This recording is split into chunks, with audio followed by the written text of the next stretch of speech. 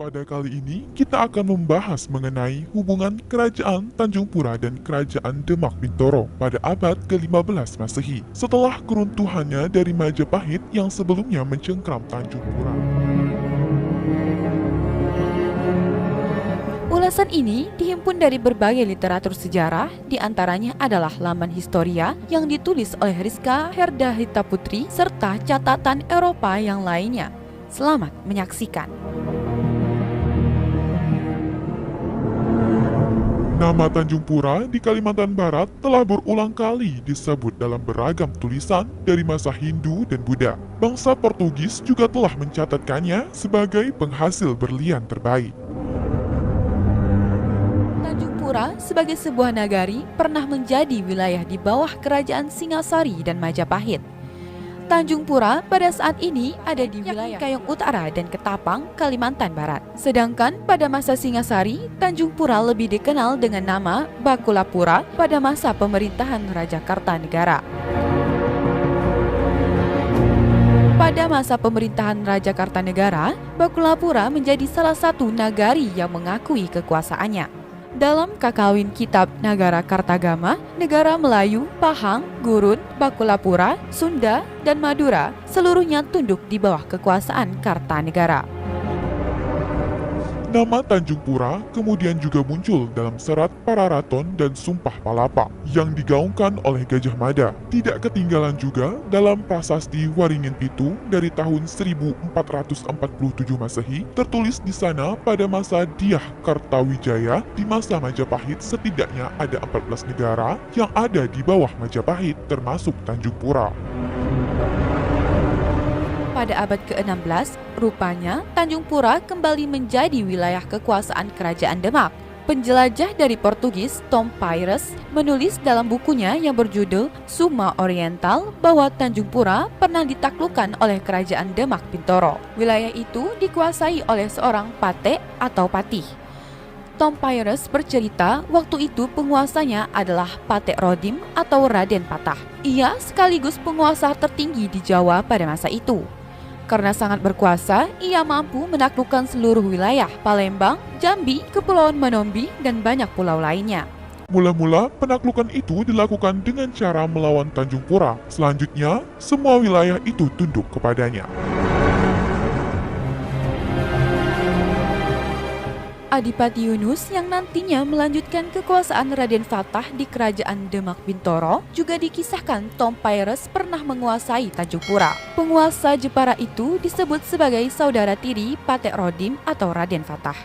Penguasaan Tanjung Pura oleh Kerajaan Demak ini berpengaruh pada tatanan sosial dan budaya serta pemerintahan. Hingga saat ini bukti otentik yang dapat kita temukan di wilayah yang pernah berdiri Kerajaan Tanjung Pura ini adalah beberapa nisan yang bertipe Demak Troloyo yang dapat kita lihat dan saksikan dengan jelas ada di beberapa makam, yakni Makam Panembahan Ayer Mala di Sukadana, Kompleks Makam Tok Mangku di Sukadana, dan Makam Keramat 9 dan Keramat 7 di Negeri Baru, Kabupaten Ketapang.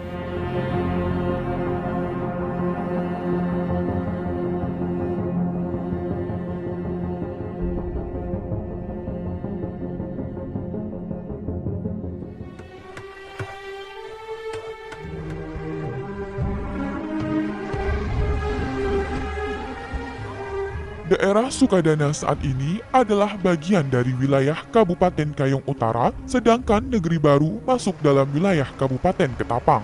Dua kabupaten, yakni Kayong Utara dan Ketapang, pada masa itu pernah berdiri Kerajaan Tanjung Pura.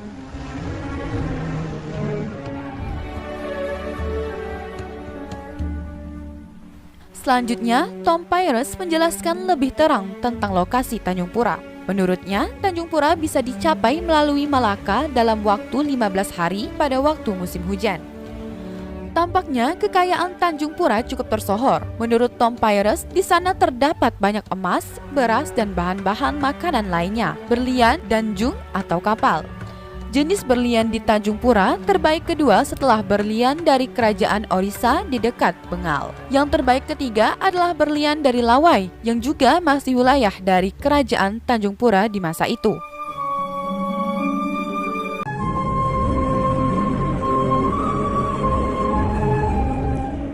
Di kemudian hari, seorang pelaut bernama Gonzalo Pereira, orang yang ditunjuk sebagai kapten di Maluku, berlayar dari Malaka pada Agustus 1530 melalui Kalimantan. Dia singgah di pelabuhan Tanjung Pura yang diduga ada di Sukadana pada masa itu. Sama dengan keterangan Pyrrhus, Pereira bersaksi bahwa di dekat kota Tanjung Pura atau yang ditulis dengan Tanjung Pura, terdapat banyak berlian berkualitas lebih tinggi daripada berlian India. Kemudian dalam peta Diego Homem dari tahun 1554, Tanjung Pura ditulis sebagai Tamjampura. Dalam atlasnya ditulis Tayampura. Sementara dalam atlas atas Vermelho Vaz Dourado ditulis sebagai Taiaupura. Dari semua itu, letaknya selalu di pantai selatan Borneo. Sedangkan dalam peta-peta lama Portugal memungkinkan kita untuk mengidentifikasi letak Tanjung Pura. Tempat ini muncul untuk pertama kalinya dalam peta bertahun sekitar 1540 sebagai Tajapura. Sementara itu, arkeolog Uka Chandra Sasmita dalam Sejarah Nasional Indonesia menyebut sumber-sumber dari masa yang lebih muda antara abad ke-16 hingga abad ke-19. Lebih banyak menyebut hubungan Jawa dengan Sambas, Banjarmasin, dan Sukadana. Hal ini menunjukkan bahwa Tanjung Pura dan Lawai telah menjadi kurang penting di abad ke-16.